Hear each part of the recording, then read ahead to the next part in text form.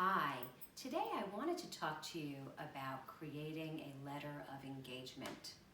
I know some of you out there might think that it's okay to roll with the punches and not have a letter of engagement or a letter of agreement with your client, but it's just so not okay to do that. And I am here to tell you that I start with my students at FIT and professional practice, letting them know that no project is ever started in our office without a letter of agreement. I don't care how close a friend it is. I've even given letter of agreements to my family members. So I think it's really important for you to sit down and think about that if you're not already using one. In our book, The Wonderful Interior Design Productivity Toolbox, I created checklists for how you would write a letter of agreement or a letter of engagement, all the different components that need to be a part of it.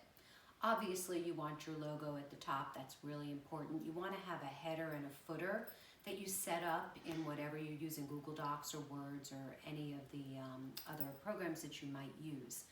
Always make sure there's a date on this letter of engagement and that the client's address, if they're not yet living in the space that you're going to be doing, you put their address currently when they're signing the agreement as the greeting address, and then you would write new residence at yada yada yada, so that you're putting both of those addresses in this legal document. And then you want to go into the letter of agreement. I always start with a nice salutatory paragraph. I'm honored to have the opportunity to send you this letter of engagement. I'm really looking forward to working with you.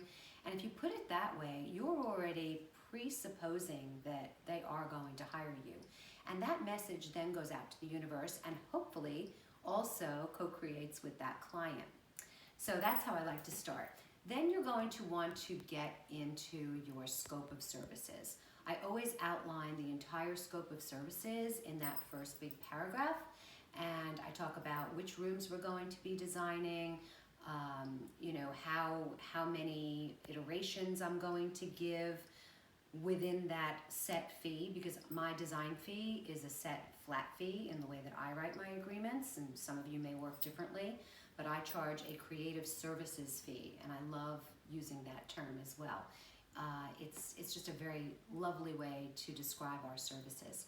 So my creative services fee would encompass the survey of the space, measuring of the space, documenting with photography, meeting with the client to discuss their needs, the ascertainment of needs study, so to speak, if you want to talk more commercial design speak, and what you're going to create in terms of a color palette for them, the specs that you might put together for the mood boards, and then the amount of drawings you're going to do, plans, elevations, and I give one revision included in that flat fee. And then I list that if more revisions are needed, they're done at our hourly rate, so you can use that as well. What else do you want to put in there? How about the number of shopping days that you're going to provide in this scope of services? Maybe you're also doing window treatments, or you're selecting fixtures in addition to furniture if there are bathrooms to be designed. Perhaps you're also going to select moldings and doors and hardware for doors. And sometimes I'm asked to consult on the exterior of a residence also. So think about everything in that scope. And one of the best ways to do that is to record your initial consultation. So when you go back, you have everything there and you can revisit the entire conversation. And if you're lucky enough to have someone that can assist you at your initial consultation, they should be taking copious notes while you're engaged with the client, because it's so much better than having to write notes while you're trying to engage with the client, visually see everything and take in all this information at one short period of time during a consult. Then after you get into your scope of work and you detail and outline that, you're going to want to think about what happens in the specifications phase. So you have interior specifications. What are you going to be doing with the walls? What are you going to be doing with the floors? How are you dealing with the ceiling? Are you architecturally changing things?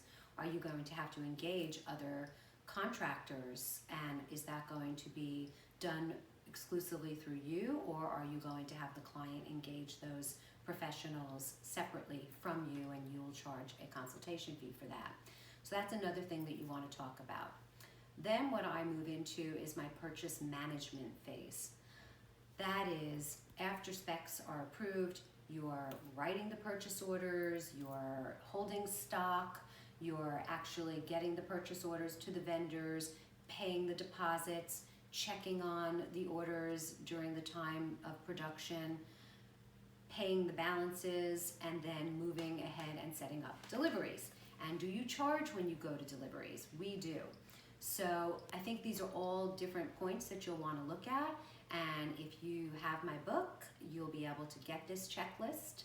And you can not only see it in the book, but if you buy the book, there's a code at the back of the book with a scratch off. And you can actually go online to a special portal where every checklist lives.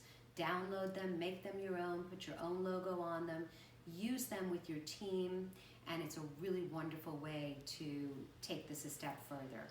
Always remember to have your initials and the client's initials on every page, and at the end of the letter of engagement, signatures for each of you, and date the letter of agreement signature.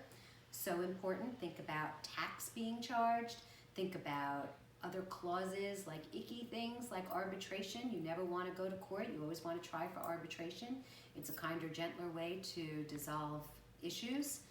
And I hope this was helpful to you. And if you're interested in hearing more about how we work and you'd like to work with me, I'd love to help you. I would welcome the opportunity. So DM us, or you can email us info@phyllisharbinger.com. That's all for now. Have a great day.